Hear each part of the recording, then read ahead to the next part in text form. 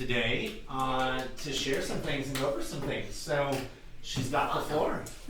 Thank you guys so much for having me. I know a lot of you have known me for a long time, but maybe haven't worked with me a whole lot. This is not going to be a sales pitch at all. I am passionate about education, and that's really why I wanted to come in here, to kind of let you know some do's and don'ts in the industry. Hopefully you'll choose to work with me, but regardless, I think it's just good information for you guys to have. So, real quick, a little background about me. I've been in the home warranty business for about 20 years. I swore I would never sell a single thing in my life because when I was 20, I attempted to sell Mary Kay. And it was so bad. I was like, no, cannot do that. But about 25 years ago, I was a homeowner. We had just bought our house. It was a 2-story house. We'd been in the house for about 2 weeks, and I'm hearing water run, and I'm the only one home. And I'm like, what in the world is happening here? My family room, I stepped into my family room, and it's starting to flood. And I remember one thing. I was mad, and I'm going to blame my realtor. And I'm not kidding. So I called my realtor, who I had totally forgot anything about home warranty. I didn't really know what home warranty was. I was mad, and I'm like, look, you sold me this piece of crap house. Maybe a different 3-letter word every time. So, I did all those things, right? And so anyways, he talked me off the ledge, and he reminded me or told me about a home warranty. And so anyways, they came out, I had a slab leak, and they helped take care of that.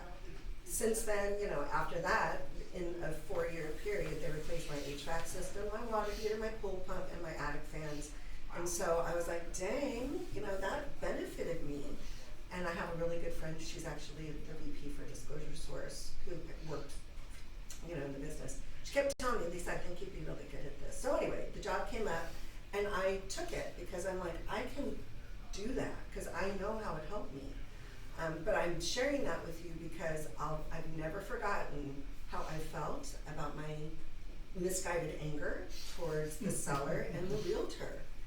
And so when I'm talking to my homeowners, I'm coming from that vantage point that they're upset and they're looking to blame somebody. And so I very quickly, I let them know I'm an unbiased third party person here, but I've been doing this a long time, and I can tell you 99.9% of the time, it's just the house is responding poorly. One family moves out, they push those buttons a certain way, a new family moves in, that house does not like how they're using that dishwasher or whatever. And so that really truly is what happens. And I'm able to kind of help them remove that anger and that animosity and just get them taken care of. So just as a side point, that's how I handle, when I get involved with a claim, that's how I pursue it, because I remember what that felt like. I've never heard that story. Yeah, and I've heard you talk lots of times. Yeah. So I'm passionate about it, and I'm also passionate about education, like I said, because I feel like if you're properly educated and if you're educating your clients, they're going to be thrilled with their home warranty. Just some statistics real quick. On average, you've got about a 70% chance of a failure in any given year. And that failure is going to cost between $1,200 and $1,500 on average. And because they don't make things like they used to. We all know that, right? So on average, your homeowners are using their home warranty 2.5 times in a year. So it's worth it for them. I mean, our prices have gone up a little bit, but overall, when you consider the cost of everything now, I mean, a refrigerator that used to be $1,800 is over $3,000 now. So it's still a very affordable way to go.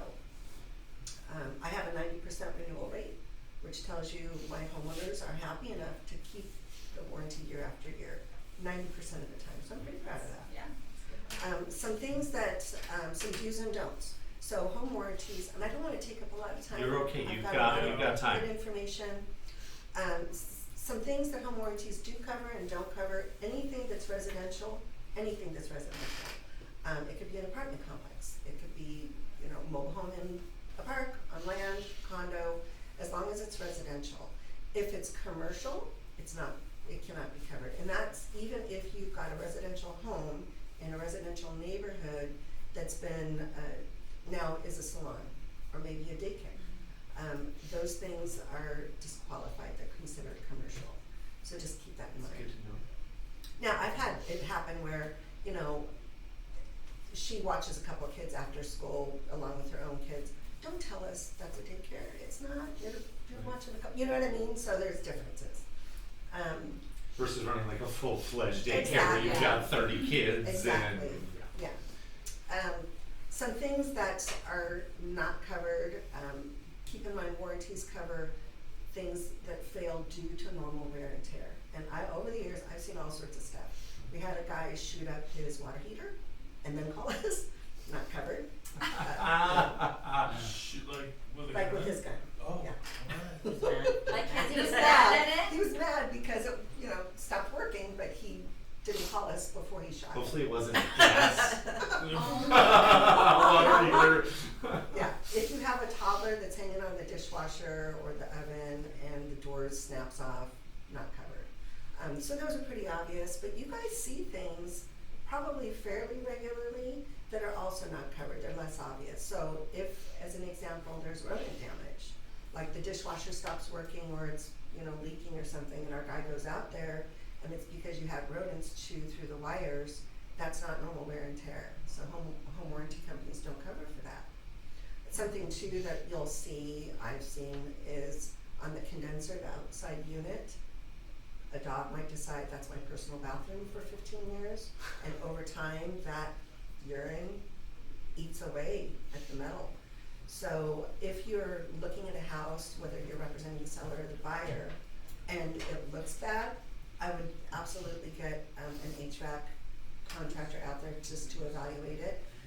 I do my investigating, so sometimes I've had it happen where it's denied based on damage, urine damage, but I was able to figure out, although it looks bad, it's just cosmetic. The failure actually was due to normal wear and tear. But just keep in mind, that's something that you guys are going to see. So keep that in mind. So you said get inspection done. It's my understanding if there was knowledge of it before sale or before it closes, it's not covered. So if we have HVAC tech come out and there's an issue and then close and it fails, is that then covered?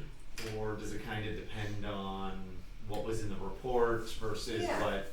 If you know of a failure, or even a potential failure, like if you get a home inspection and it says, like the temperature differential, meaning the inside versus the outside is not where it should be, that indicates a problem and they're telling you something.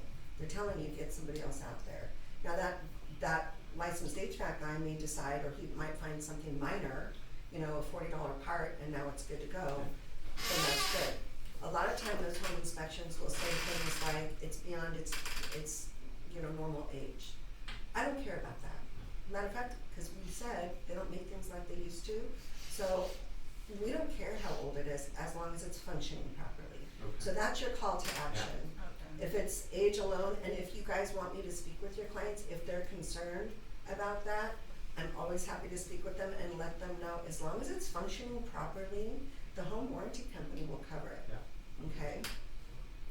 Any questions for me so far? Sometimes I get the objection with the home warranty that home warranty companies are hard to work with and they make their money by not fixing things and telling you things are outside of warranty. Can you speak to that at all? I mean, it just comes up a lot, That's unfortunate. That's unfortunate because, in my view, it's probably lack of knowledge, or I don't know the company that you're working with. A couple of things I'll say, and Fidelity rolled out a program about a year and a half ago, where if you've got a homeowner who does not want to work with the home warranty contractor, they have their own guy, they want to work with their guy, we will work with them on that, which is really nice. I've had a lot of great feedback from that because it puts control back in your homeowner's lap. So the way that would work, they have to file a claim with us, but they can let us know, I'm going to work with my own guy. Then what they do, they pay that retail, whatever that is. They submit that report to us. We'll reimburse them on what we would have paid. We're not going to reimburse retail because that's not what we pay. lot of the time it's close, or let's say it's an appliance replacement, then it is what it is, and we'll offer the replacement, you know what I mean?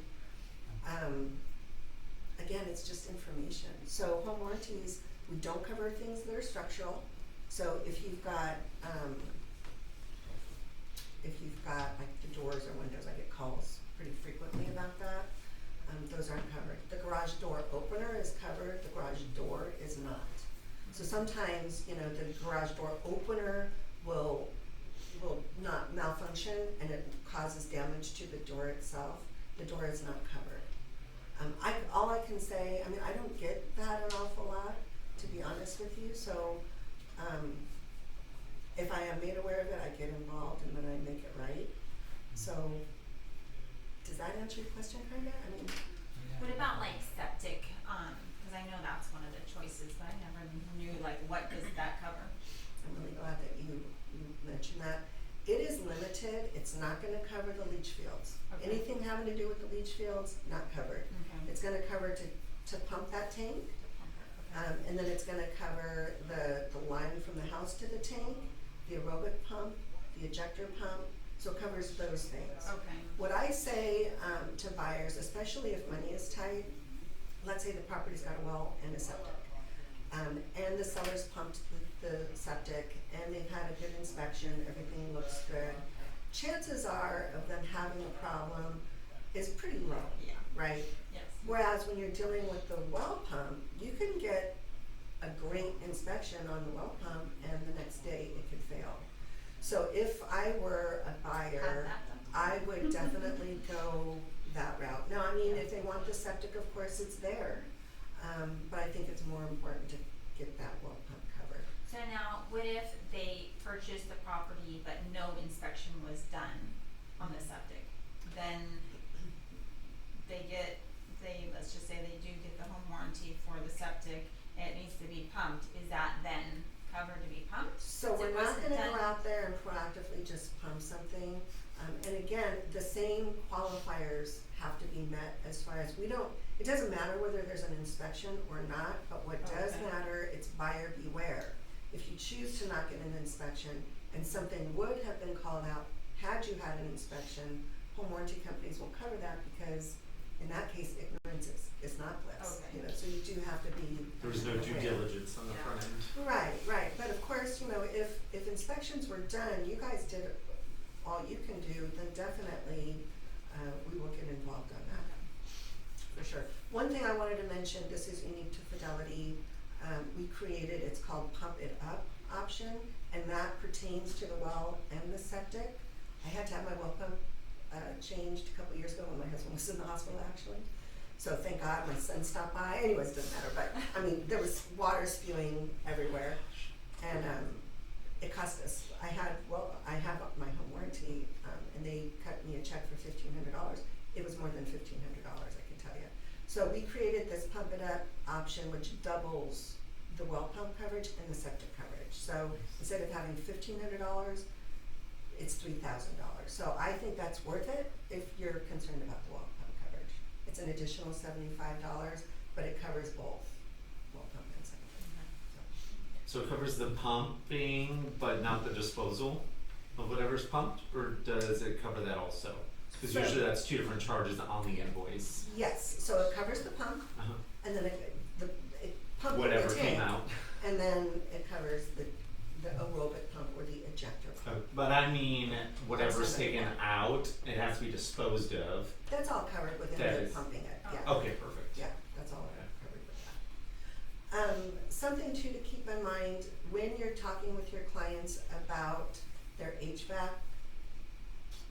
please make sure they understand if we're replacing it, whether it's their heating or their air or both, there will always be out-of-pocket costs. In the state of California, that is always gonna be the case because of that Title 24. And it used to be maybe $400, now it's more like $800, somewhere around there.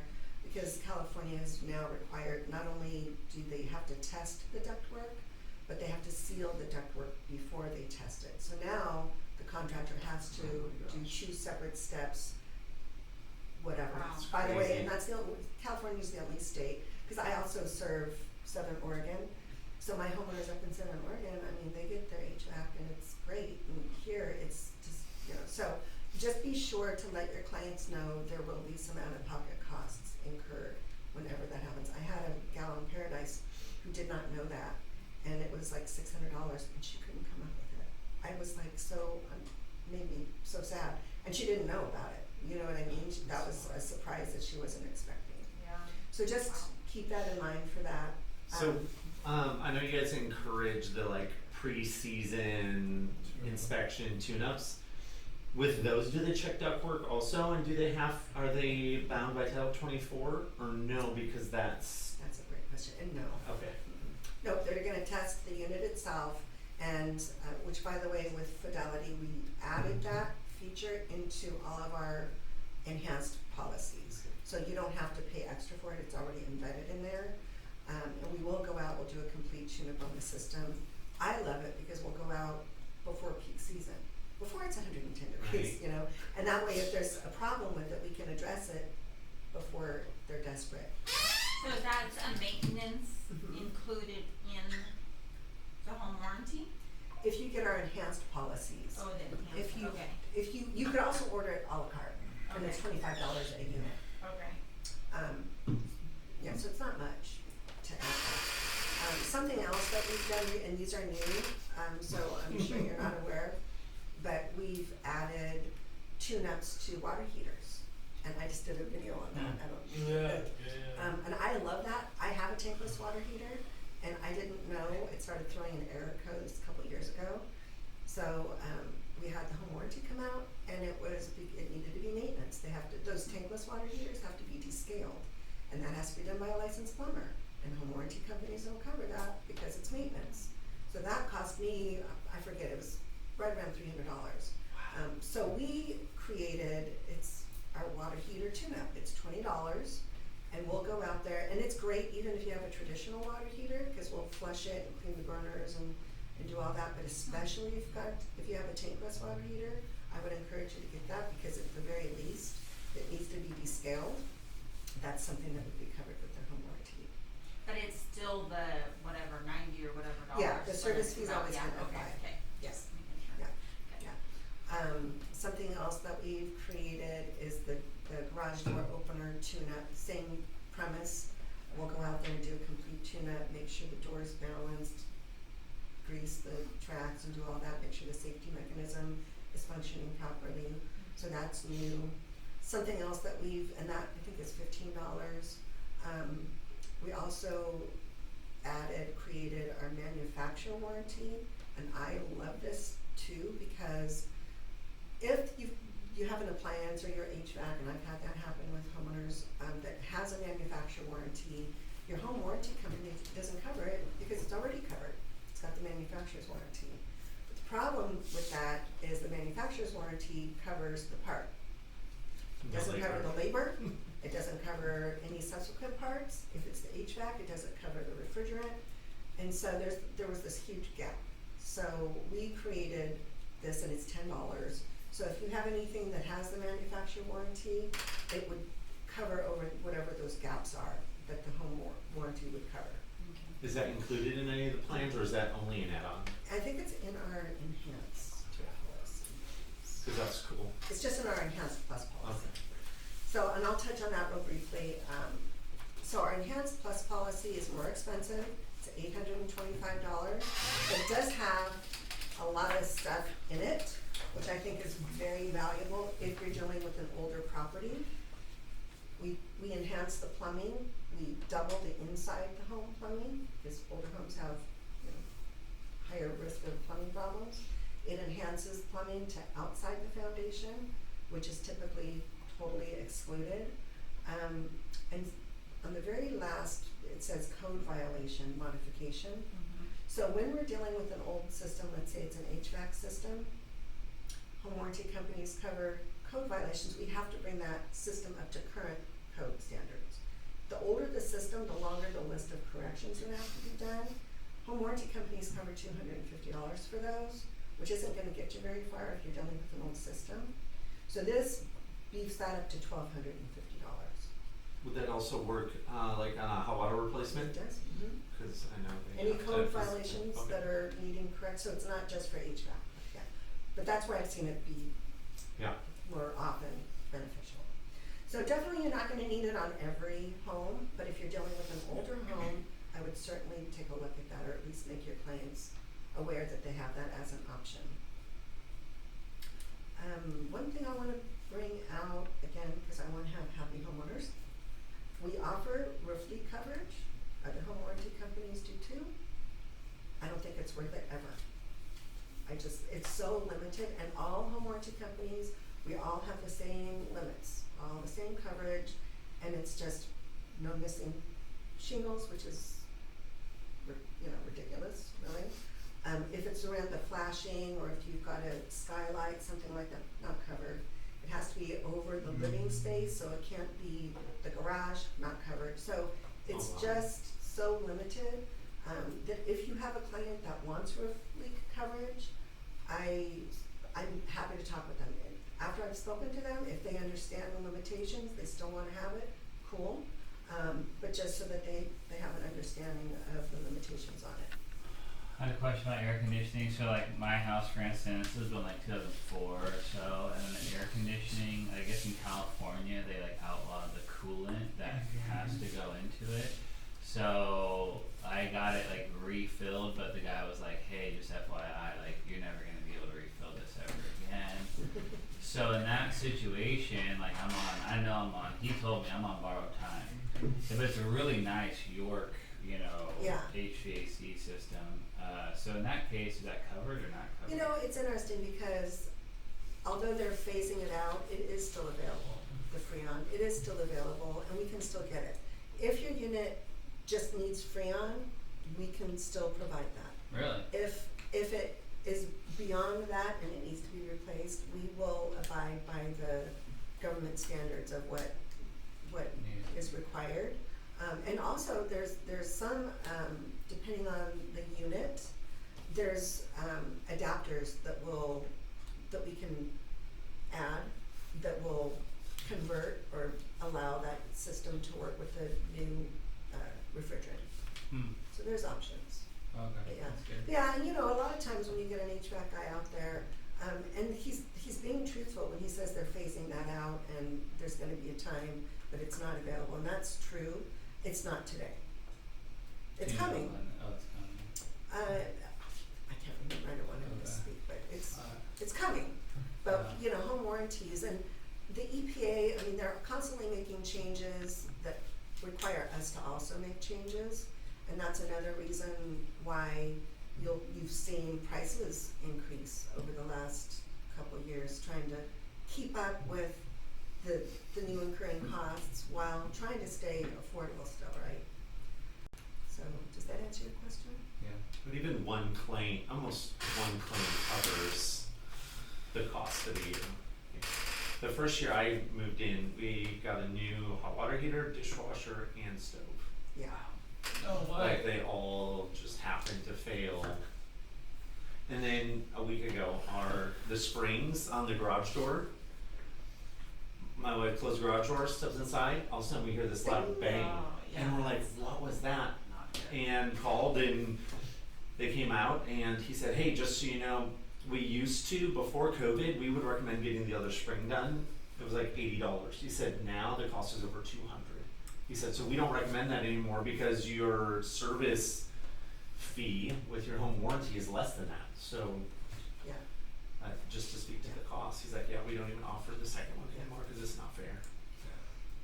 Yeah, COVID really change things for the home warranty industry as far as costs go. Does anyone have any questions about what I've covered already? I have a question. If somebody wanted to actually replace the system, do you guys offer the credit towards do. that now? We What's do. that amount? It just would depend. That depends. So what we would do, if it doesn't need to be replaced, but they want to, maybe it needs a repair, Right.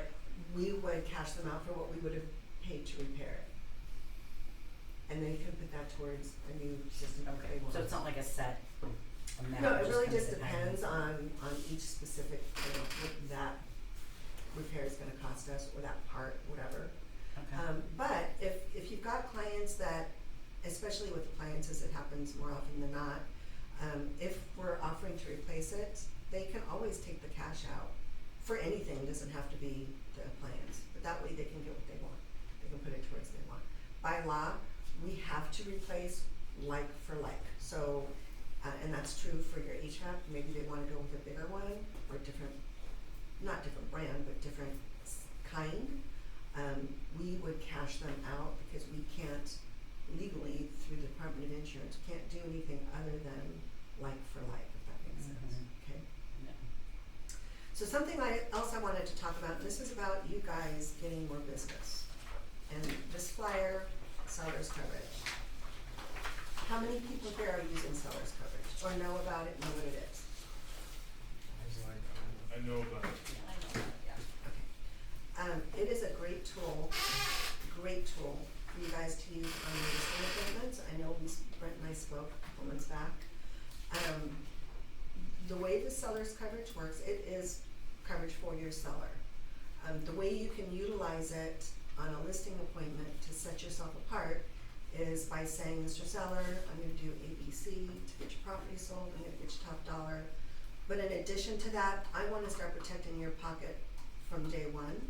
So once I have a signed agreement with you, I'm gonna place a home warranty on your property so that if something comes up between now and the time it closes escrow, if home warranty companies would cover it, we'll have them deal with it and save you that money. I can tell you, I get probably at least twice a month, a realtor text me or call me excited that they got the listing. They were the second or third person to be interviewed, but they got the listing because they offered it. So the way that it works, there is a cost. It's $1.52 a day, but nobody pays that up front. The only time that gets paid for is at closing once you have your commission check.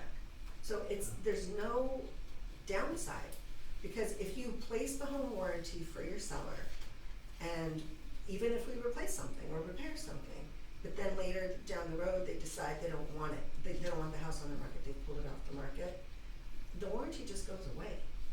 Like, there's no risk to it, but there is a huge benefit. One, the main one that I like to share with you guys is you gain more business, and you really do, I promise you. It happens, well, we had that conversation, and it happens. So, the way that it works is when you're ordering the seller's coverage, don't wait until the day of inspections, because that's not the intention of the seller's policy. And what you're doing is you're also pre-ordering the future buyer's coverage. They have to be together. They are stuck together. You can't have one without the other. We of course know you don't know what that offer's gonna look like. You don't know who that buyer, you don't know anything.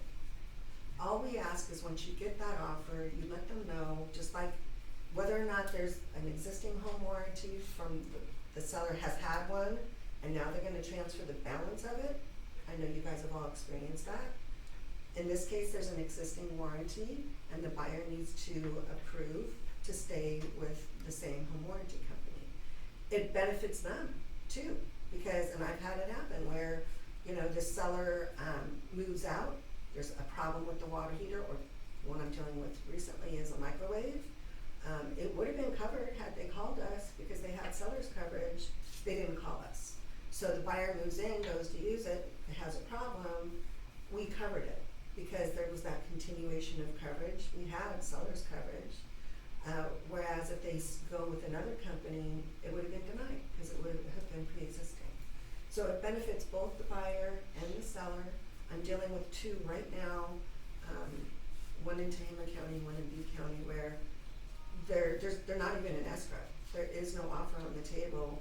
Two sellers have seller's coverage because they hired the right listing agent, and their heaters have to be replaced. So just for hiring that realtor, they're both getting a $1,500 check cut to them to go towards the replacement. They are thrilled. Do you think they're gonna get referral business for that realtor? And they're doing what's right by their seller.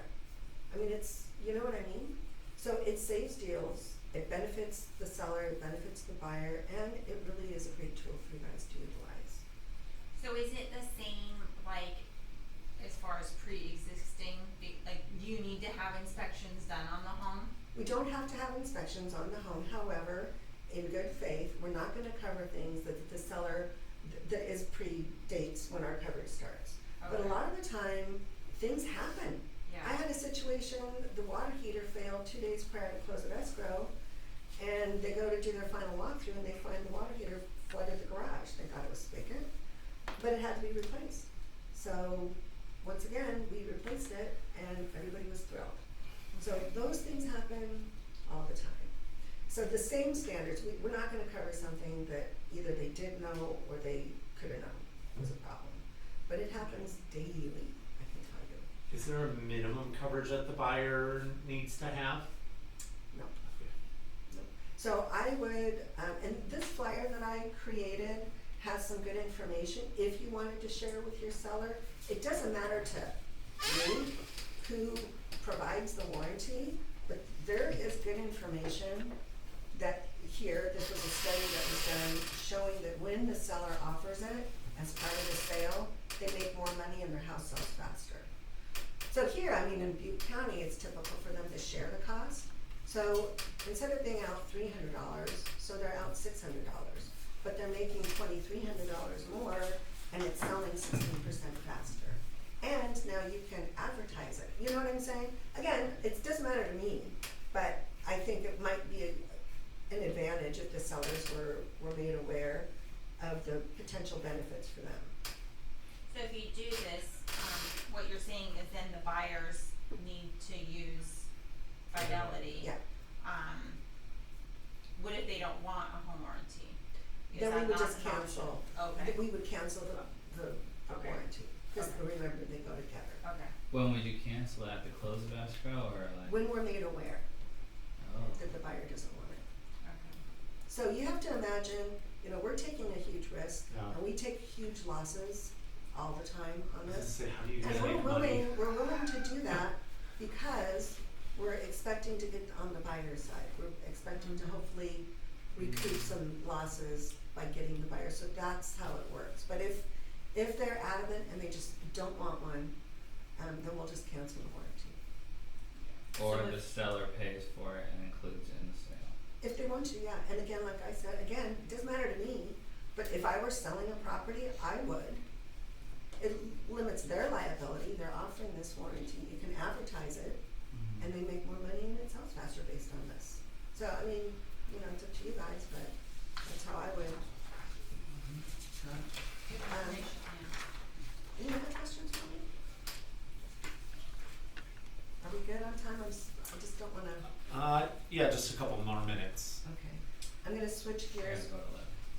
I'm gonna Yeah, we'll switch be done by gears 11. super quick. I just wanna quickly touch on the FHDS. This is the NHD now. Okay. Switching hats, cause I do both. Alright? You know, there's a lot of confusion. This is a draft, obviously. Everything in red is showing you the changes that CAR made to this form.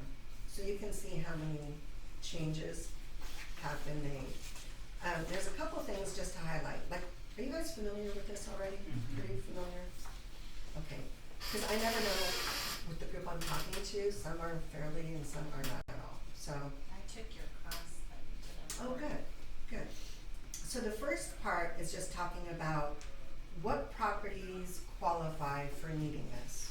And there's always gonna be 3 qualifiers. Is it in a high or very high fire severity zone, or high or very high wildland fire zone? Is it a residential 1 to 4? And is the seller doing a TDS?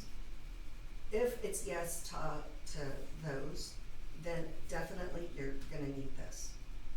The 4th qualifier only is for the dwelling or the structure itself. And that is if that structure was built prior to 2010, then that second portion, that fire hardening disclosure, needs to be filled out. Who fills that out? The seller. Not you, the seller, right? And this is what it says, are you aware of the following factors? So when you go down this line, let's say your eave, soffit, roof ventilation, how many of you guys know what you have for that? Like, nobody? So you would say no, because no, you're not aware, Yeah. alright? Then when you go down, let's say, to the kind of roof you have, like, are they untreated wood or shingles? You know what kind of roof you have, and thank God there's not a whole lot of wood roofs anymore. So then you would say no, and in this case, no means I know that it's not. So that no means both, no, I'm not aware, I don't know, no, I know it's not, okay? And of course, your seller doesn't have to drag the ladder out and climb up on the roof. Don't do anything extra. Just answer the questions honestly, and you'll be good.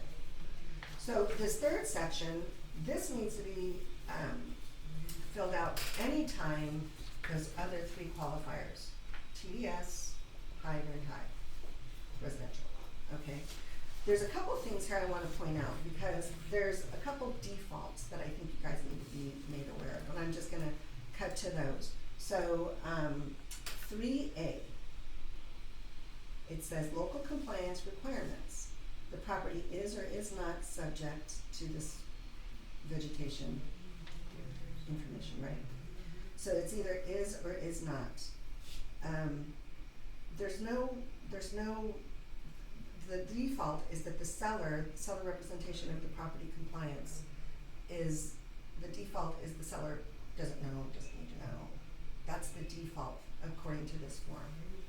The reason why this is important for you guys to know is because as listing agents, your seller needs to fill this out, and you need to have some understanding on the importance of that. It's even more important when you're representing the buyer, because depending on how this is filled out, when you jump down to 3C, this is another default. The buyer and seller agree regarding which party will obtain compliance. So if nothing else is checked, if the seller does nothing but sign this, and the buyer goes ahead and closes escrow, they're owning doing this fire hardening or defensible space. And this says within a year of close of escrow, I can guarantee you it's not gonna be a year, it's gonna be more like 30 days or less. And the because insurance, the right, insurance is gonna come in and say, oh, nope, right, can't insure you until this is done. Yeah, the insurance company likes using drones now. exactly. So that's really, I think, misleading, because they're not gonna have that time. Yeah, that's just more like CAL FIRE or Butte Fire, CAL FIRE coming out and sending off on it. You have a year.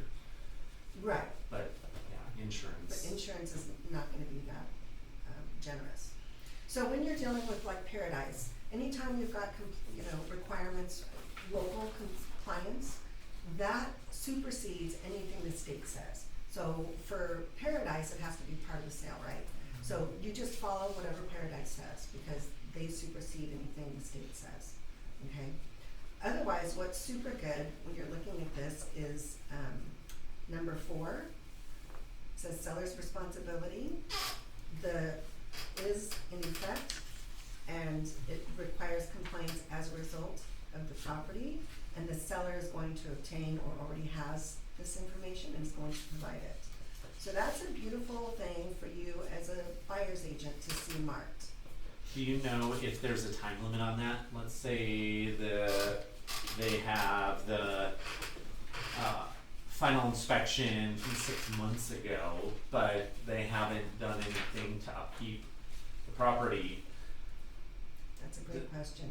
It has to be within 6 months. Yes. But I'll say this, Well, the town, I think, is 3 Nine. months, isn't it? I think it's 90 days. Paradise is 90 Yeah. days. Yeah. but this is 6 months. Yeah. I will say this, if they had a clean report, or if they did what they needed to do 6 months ago, chances are It's not that gonna be over. fine, So, but it does have to be updated, so you have to get CAL FIRE back out there. When you go on the website, when you order through Fidelity Disclosure Source, we have a link, it's live and interactive, and so you can click through the AB 38, and your seller can actually schedule the inspection. I always suggest and recommend that you pre-order the NHD, because if CAL FIRE gets busy, you're at their, Yeah. you know, grace, so understand that. And let's see, one thing I've been asked a lot in the recent months is about, what's it called? There's that report, it's, I don't know why I'm drawing a blank. I'm sure you've heard of it. It's a supplemental report that you can purchase for $140, Fortress Fire. Is that something you guys have heard of? So this is a new feature that I have feelings on. Your buyer can order that. What it is, it's an aerial report, so they take aerial photos. It's not boots on the ground, and you don't really know if it's still accurate. You know, maybe they did improvements to the property or whatever. And then it gives you a bid on what the estimate of what they think it's gonna cost. I am telling you, I've seen it, the costs are crazy. They're $40,000-$50,000. It's expensive to take out a tree. But these are, in my personal opinion, this is inflated. Yeah. Like, we had a situation, it wasn't up in Butte County, but it was down, in El Dorado. But the property itself, CAL FIRE, the sellers had CAL FIRE go out, there was nothing, no improvements that needed to be done. Buyers chose to get this, report, and it showed $50,000 needed to be done. So it's like, if you have CAL FIRE, you don't need that other thing.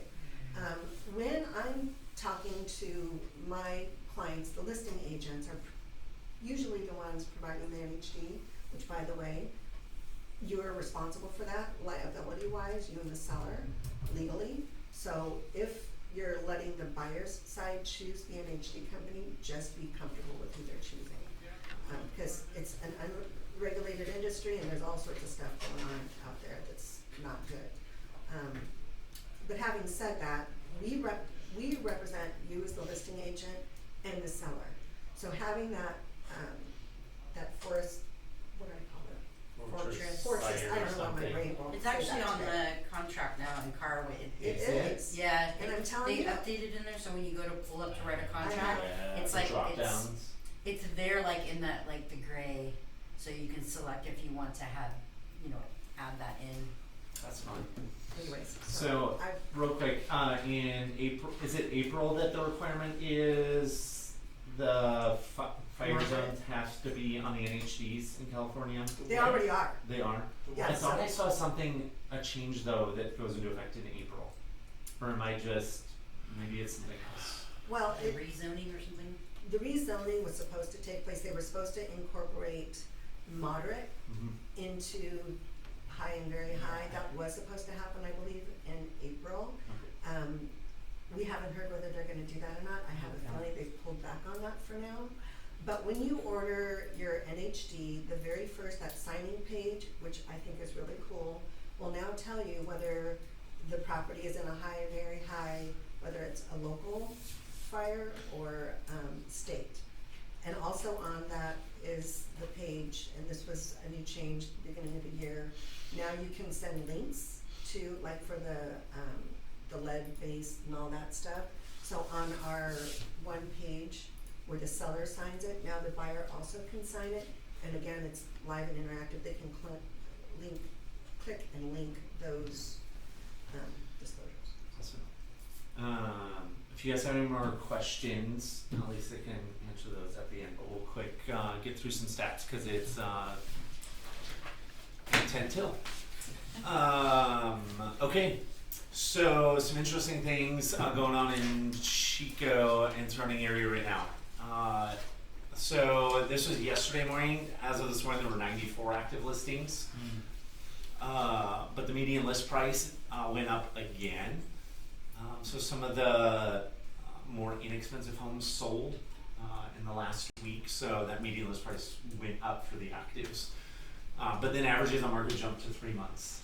We've been in the low mid 80s, so that went up as well, which makes sense because usually higher price homes sit a little bit longer. So this was as of again yesterday morning. 10 new listings, 19 under contract, 11 price reductions, 14 closed units. I have the update for today on another slide. So last 30 days, we're down over 20% for number of homes sold compared year over year, compared to last year. Days on market down, but the big number, median sales price. Last week, when we looked at it, January versus January, it was like up 11%. So fast forward a week, and it's still up 6% for median sales price from last year.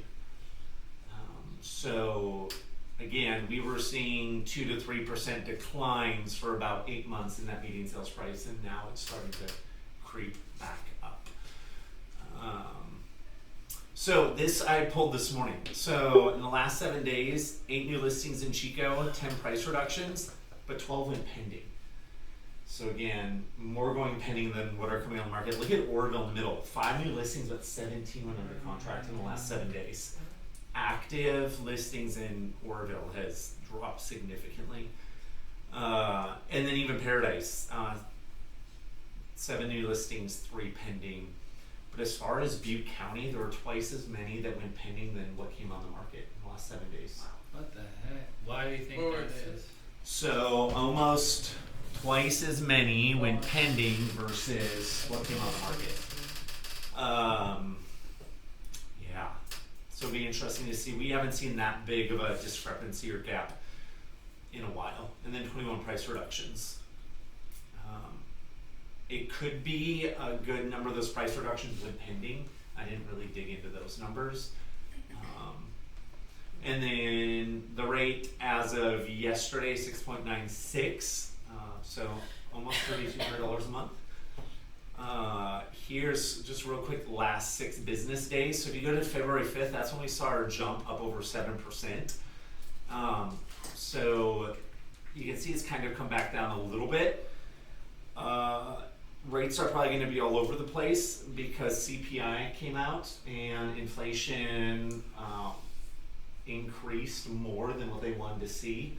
So we're at like 3.1% without housing or energy.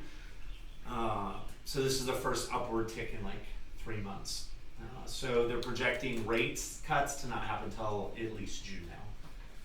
But we could see 4 to 5 cuts between June and December. Again, we're going into an election. Yeah. So yeah, it's. So this is just a quick snapshot. So our lowest going just this year, our lowest point was February 1st, and you can see 3 days later we hit our peak for this year, and then it's kind of come back down.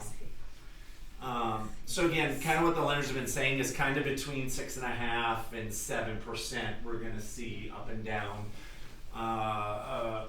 Yeah, I haven't looked this morning to see what happened because of the inflation numbers coming out. Yeah, EXPCon, Miami Beach, Miami, Florida, end of October. I don't know that I'll be able to make it, depending on baby. But is anybody else decided whether or not yet? I want to go. No. I know that. I can tell you, it was a game changer 2 years ago when I went. It was When I was awesome. in Vegas. Last year was awesome. It's always awesome. Are you going? I think so. I mean, I plan on it. I haven't bought my ticket yet, but I mean, Miami's cool. Yeah. I think Florida's cool. October's a good time to go. 'Cause Right. It's a it's perfect hot, time. humid. Yeah, so that's coming up.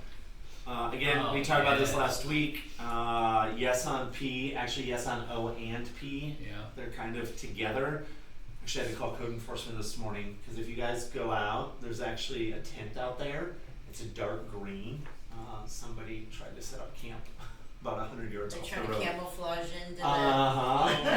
That's why I went back out when you were coming in. I called code enforcement. No big blue tarp. But again, over almost 2,700 homes are going to be built there over probably it's going to take 20, 30 years, but it's bigger than California Park and Canyon Oaks combined, so it's that large of a development, and it's going to be amazing, beautiful.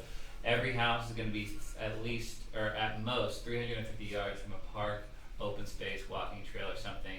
So they're designed to get people outside, less dependent on cars, more like walkable, just like Cal Park. You know, when you live in Cal Park, you're generally gonna walk around the lake and just have easy access to parks and stuff. But it's gonna be better than Cal Park in my opinion. Why are people against this? What's their reasoning? A lot of Misinformation. Why would you want it's a that? lot of misinformation. So what they think is that these are expensive houses, they're luxury homes, it's gonna raise the price of houses. What they don't understand is how supply and demand basically works. If you have more supply, it's actually gonna devalue, I hate to say it, the houses in Chico. Because there's gonna be like we have 96 houses. What if we had 125 and 30 of them were new? They're building 2,700 houses.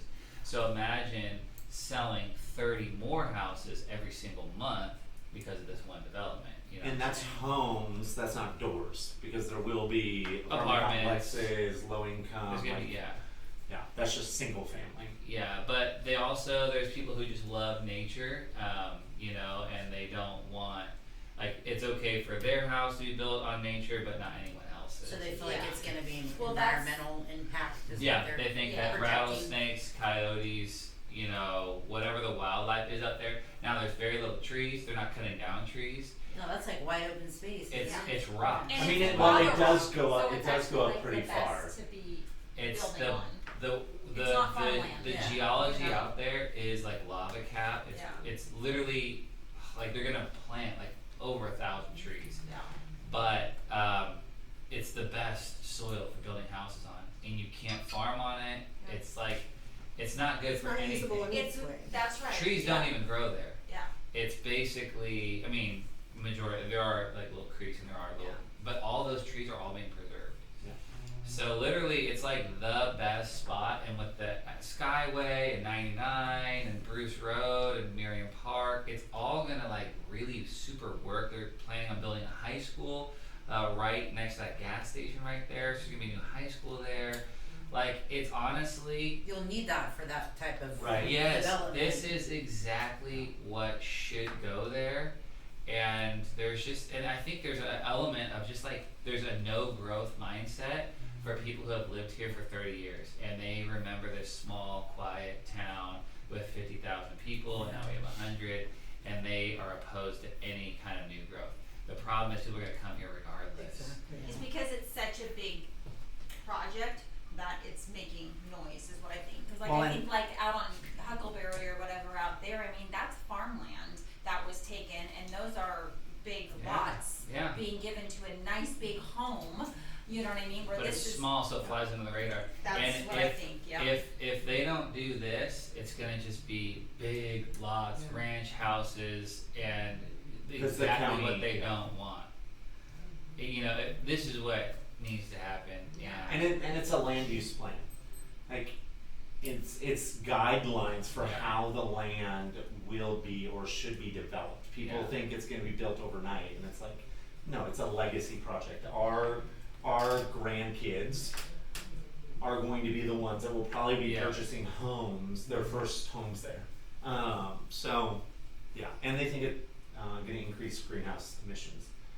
But And cause what global about all the warming. people that have to commute currently who can't live in Chico, Mhm. but work here and making that commute every day back and forth when they From Paradise, could? Oroville, Orland. So, yeah. Yeah. So if you haven't filled out your ballots yet, if you're in Chico, Like seriously, yeah. and like post on it. I made a post on it. You can even share it, educating people on like why you should vote for it. and I saw they just gave Card like a bunch of Yeah, Mhm. open land. space. if it passes, yeah. So If it- Card's Okay, if it taking passes, over. oh, okay. It's going to be the park space that Card will oversee is larger than all of what the city oversees right now. It It's- will over double It's the gonna open more space. than double the parks. Because it's an outside community, Yes. right? Like that's the whole- Like massive, like DeGarmo, Wildwood, take 1 all the mile parks, together. add them all up, And it's still and under multiply that, and that's gonna What's be gonna be what's there. gonna be in there. So yeah, so it's not all Obviously we not built on. one group, it'll be spread out. Yeah. right? Spread out. Well, there's one that's gonna be like Uh, 400 huge. acres of open space, and Like, then Think yeah. of DeGarmo, but like bigger, with like a commercial area by it, with like restaurants and stuff, and then like a school and like soccer fields, basketball. They want to do aquatic center or like a tennis club or whatever, like kind of like recreational kind of stuff. and it's gonna be a large HOA. Well, right? Isn't it? Part of it. Only Part of it's part gonna of be it. private, and then part of it's gonna be public. Yeah. But It's the part gonna that's be- private is smaller. There'll be like 1 acre lots.